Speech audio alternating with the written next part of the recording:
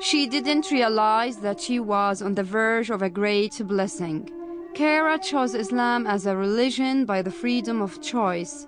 Her marriage to a Muslim didn't affect her choice, but the actions of her husband and children as good Muslim examples influenced her greatly and led her to that straight path of the truth, which created an inspiring story she is proud to tell. My name's Kara Lozzi. I'm 45 years old. I'm from America, born and raised in America. I became a Muslim in 1993. Once we got married, I started learning about Islam little bit by little bit. My husband was, like I said, a very good example of Islam, of a good Muslim, and he never forced me or pushed me or anything like that.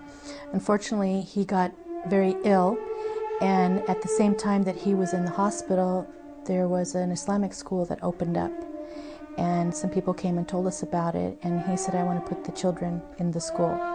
And because he was sick, I agreed to that, but I didn't want to put them into the school, not because I didn't want my children to be Muslim, but I was afraid that they would become Muslim and they would be this little unit of my husband and children as Muslims, and I would be an outsider.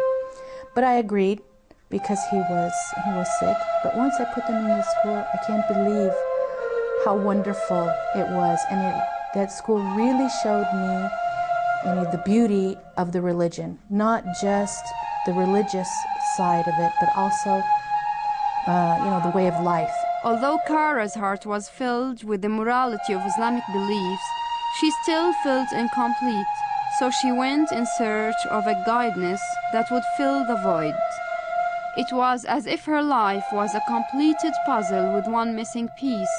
Rejecting religious beliefs that discarded one another, she saw the Islamic beliefs as the best choice.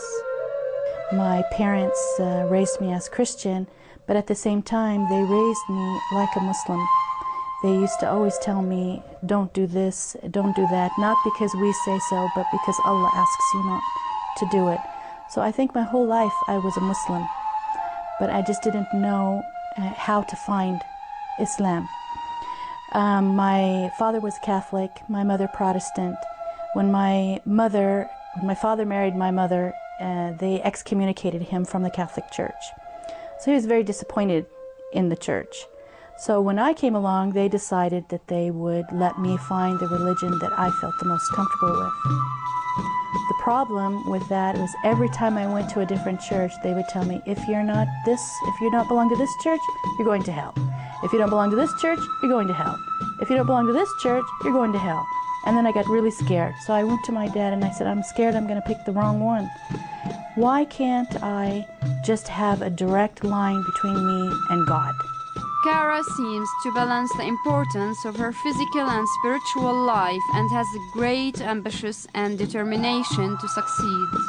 I am the director for the American ESL Center in Amman, Jordan. We teach English to adults. My husband, it's really actually a family affair. My husband helps me. He steps in, and his strength, where my weaknesses are, he has his strengths with dealing with people, dealing with the ministries, dealing with Arabs in general. My strength is in the academics. So we really work together as a family to promote our center, not only for teaching English, but also teaching understanding, tolerance, and patience between the two cultures. In the future, we hope to open up some other centers in the Middle East, in the Gulf area, in Syria and Lebanon, inshallah. Kara established a new life for herself with the Creator's gratification. In simple words, Kara would like to send a message to those who feel lost and are afraid of the unknown.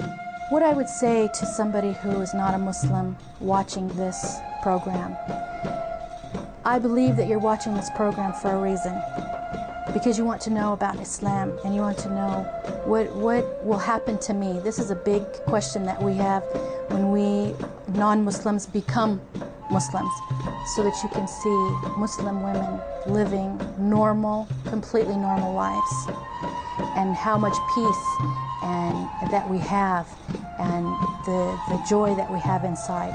Don't think about what might happen to you, but know what's going to happen to you is going to be wonderful.